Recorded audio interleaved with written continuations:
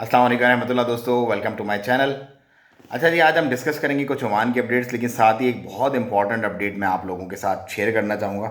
Islamophobia को लेकर के इल्हाम उमर एक अमेरिकन पार्लियामेंट की रुकने पार्लियामेंट हैं और बड़ी एक्टिव वो एक मेंबर हैं। उन्होंने प्रेसिडेंट बाइडन जो है उनको एक मतलब एप्लीकेशन दी है, उनको एक रिक्वेस्ट की है कि इस्लामोफोबिया के अगेंस्ट एक कमेटी, एक काउंसिल, एक ऐसी चीज़ बनाई जाए, एक ऐसा मैकेनिज़्म बनाया जाए कि जो इस्लामोफोबिया को लेकर के पूरे अमेरिका में और पूरे वेस्ट में जो एक मसले मसाइल चल रहे हैं उसको कंट्रोल किया जाए। सो ये उसकी एक बहुत अच्छी एक काविश है और पूरी दुनिया में बसने वाले जो मुसलमान हैं वो इसे बहुत अप्रिशिएट भी करते हैं, और इसे अप्रिशिएट ना करना यकीनन नाइंसाफ़ी होगी, क्योंकि इतने बड़े फोरम पे इतनी बड़ी बात करना ये एक बहुत बड़ी बात होती है। सो इस्लामोफोबिया को दुनिया से यकीनन ख़त्म होना चाहिए, क्योंकि Islam is a religion of peace. इस्लाम बाकी जितने भी तमाम मज़ाहिब हैं, किसी भी मज़हब में कत्ल व गारत गिरी, किसी भी मज़हब में किसी को टीज़ करना, किसी को नुकसान पहुंचाना, उसकी उसकी इजाज़त नहीं है। और इस्लाम में भी ऐसे ही अगर कोई करता है इस तरह का अमल तो वो उस फ़र्द वाहिद का अमल होता है। वो इस्लाम का, क्रिश्चियनिटी का या हिंदुज़म या जो भी मज़ाहिब हैं उनका वो फ़ैल नहीं होता।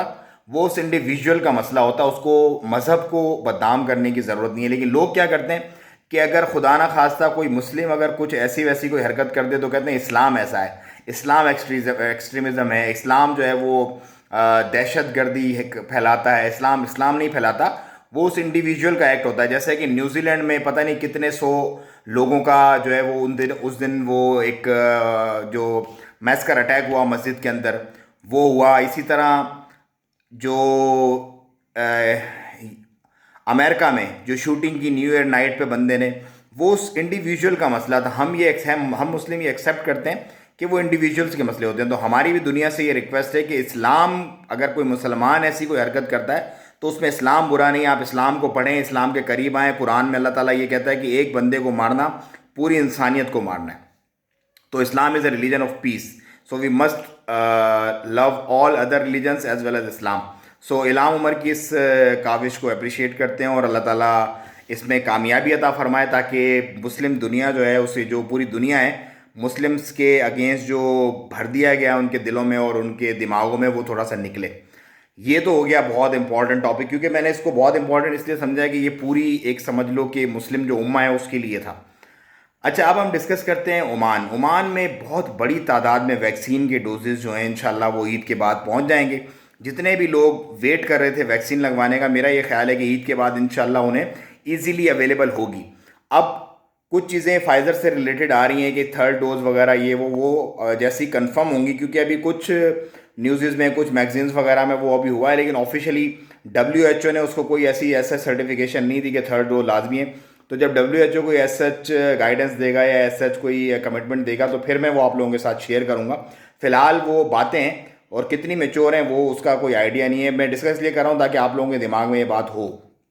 पाकिस्तान में ईद पूरे धूम धड़ाके के साथ मनाई गई है और अब केसेस जो हैं वो उनकी तादाद बढ़ी है और डेथ भी जो है वो थोड़ी सी इंक्रीज़ हुई हैं। लेकिन मज़ीद रिजल्ट जो है वो सामने आएंगे, क्योंकि आपने देखी होंगी बहुत सारी वीडियोस, मंडियाँ और ये वो सारे मामला चल रहे थे। ओमान में कल आखिरी दिन होगा इंशाल्लाह, और उसके बाद होगी आज़ादी। और फिर उसके बाद मौसम भी अच्छा है, बारिश वगैरह का सीन है कल शर्किया रीजन में इंशाल्लाह।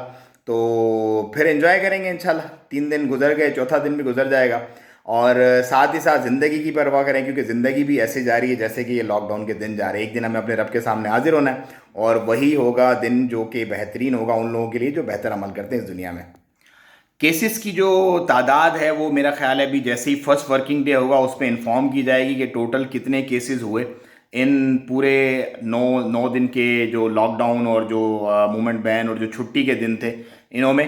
तो हमें एक अच्छा आइडिया हो जाएगा कि किस कदर कंट्रोल हुआ है कोरोना, क्योंकि अब ये लोग जानना चाहते हैं कि इतनी बड़ी हमने ईद कुर्बान की, उसका रिज़ल्ट क्या होगा। उसका रिज़ल्ट यकीनन अच्छा ही आएगा 100%, क्योंकि कोई नहीं है, लोग अपने अपने घरों में, तो ऑफकोर्स फैलने का तो सवाल पैदा होता ही नहीं है कोरोना इस सूरत में।